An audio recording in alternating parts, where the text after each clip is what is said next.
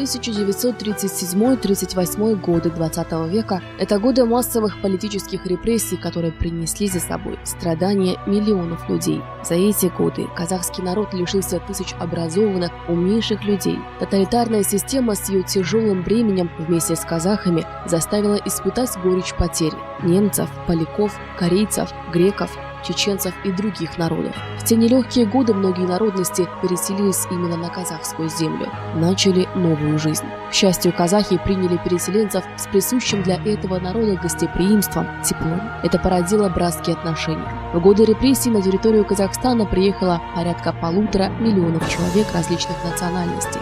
Среди них русские, чеченцы, евреи, корейцы, крымские татары и многие другие. Казахские семьи в буквальном смысле раскрыли для них двери своих домов. Все делились едой, одеждой, а также оказывали прибывшим любую помощь, не жалея заботы и сил.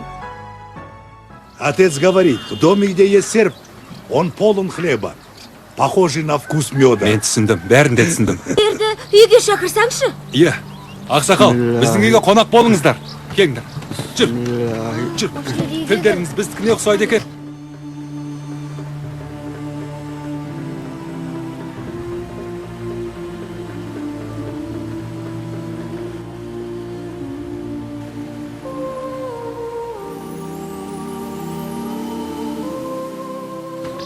В 1937 году я вместе с родителями была репрессирована в Казахстан,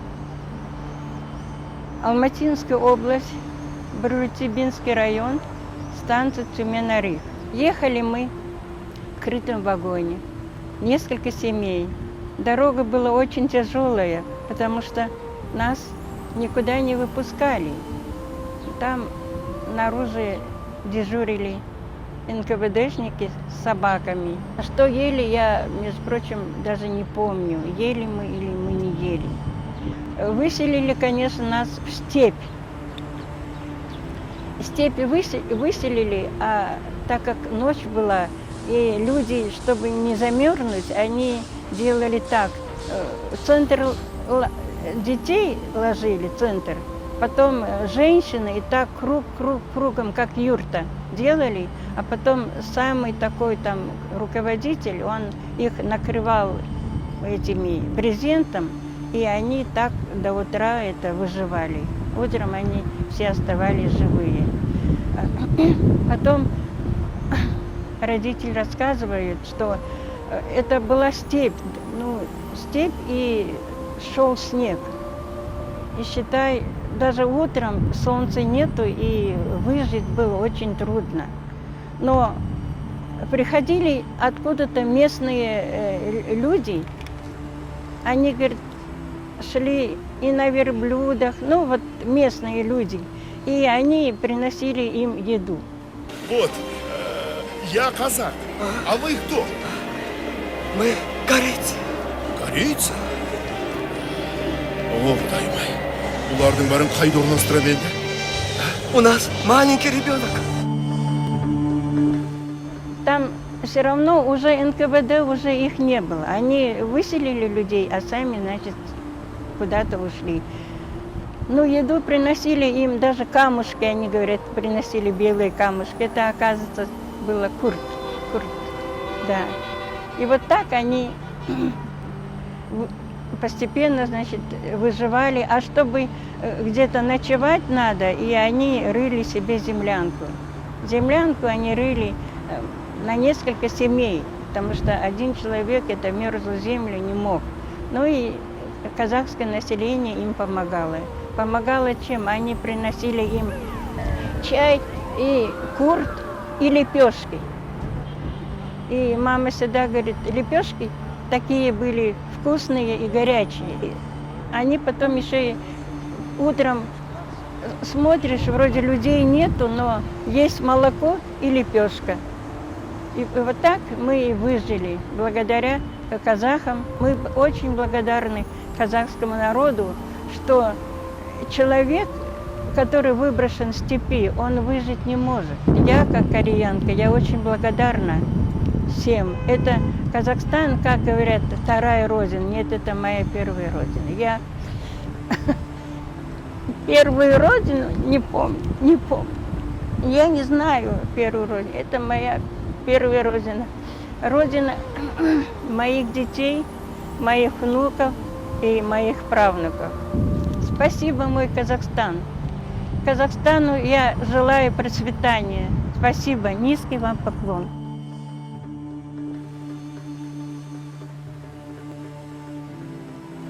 Вы чеченцы?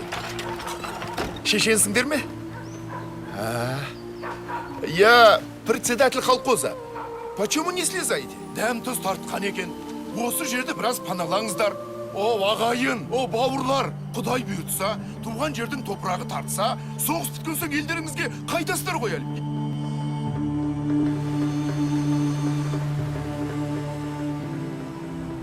Бізден шешендер 44 жылы жер аударып бос Қазақстанға, Қырғызстанға келді, Қазақстанға келді. Мен енді 4 жастамын, баламын қойын. Со бала болсам да бәрі басымда қалды сол. Сол кезде бізде енді шешендер жер аударғанда, шешендер не жасады? Соны мен со бала кезімді ойладым. Не жасадық? Кімге жамандық жасадық біз? Соны осилат етіп бізді Қазақстанға, Шығыс Қазақстанға, Ұлан ауданы Қаразөк дейтін ауылға келіп мектепке түсірді. Сол жерде аштан қанша адамдар өлді. Вагон со келе жатқанда товарный вагонға тиеп әкелді бізді. Товарный вагон, әлгі қой, мал тиетін вагондарға. Солдаттар автоматпенен тиеп бәрімізді алып келді. Далаға шығуға болмайды, тамақ жоқ. Қолына даже анау пастел нелерін алдырған жоқ үйден шығарғанда. Автоматпен кіретті, давай далаға шығыңдар дейді. Бітті, шаруа далаға шығаратты, вагонға тиеді. Қой, мал сияқты адамдар. Сондай қиыншылықтың бәрін біз көрдік қойын. Со кемпір мен қолым ұстайды, қазақтардың үйіне барады. Со барады да бұлай көрсетіп, аузын көрсетіп, тамақ анау бала деп жылайды кемпір. Тамақ жоқ деп. Сосын аналарды жылайды, шал кемпірлер. Жылап үйіне барады да анау последний кусок бірдеңелер, тамақ аз олғым, не бар, құрт бар, анау бар, айы бірдеңе болса, соны алып бәйтіп, бізге кемпір екемізге береді. Сөйтіп тамақ іштік Қазақстанда. Басқа тамақ та жоқ, жұмыс та жоқ. Қазақтар болмаса бәріміз қырып қалатын едік сол жерде. Я всегда вспоминаю, как они все в кучу собрались в углу маленькой нашей комнате. И всех боялись, сжавшись, друг к другу сидели. Оборванные, голодные, обросшие. И прожили они в нашей семье. Начали работать, потом отделились. Конечно, всю жизнь остались благодарными. Я с их детьми дружил до тех пор, пока они были живы. Было бы справедливым День образования Ассамблеи народа Казахстана, у нас он 1 марта, можно другое число, ежегодно отмечать, как День благодарности всех этносов друг другу и к казахам, проявившим милосердие, принявших этих людей как родных. Сейчас на священной земле Мангистау множество национальностей живут в единстве и согласии. Все это благодаря дальновидной политике Елбасы. Именно так в каждом регионе Казахстана открылось учреждение Қоғамдық келісім, главная цель которого – работать во благо процветания страны. Направленный на укрепление отношений между национальностями, Дом дружбы был открыт 8 апреля 2014 года в Мангистауской области. 17 апреля 2015 года решением акима Мангистауской области учреждение было изменено на КГУ Қоғамдық келісім. Сегодня его коллектив тесно работает с этнокультурными объединениями региона. Одна цель, одни интересы, одно будущее. Так, общественные учреждения с целью реализовать будущие проекты, в том числе и на республиканском уровне, реализовали такие масштабные проекты, как «Поезд», «Мой Казахстан» и акция «20 добрых дел АМК». Все это благодаря гармоничному единству, солидарности и процветанию различных национальностей, проживающих в Мангистауской области.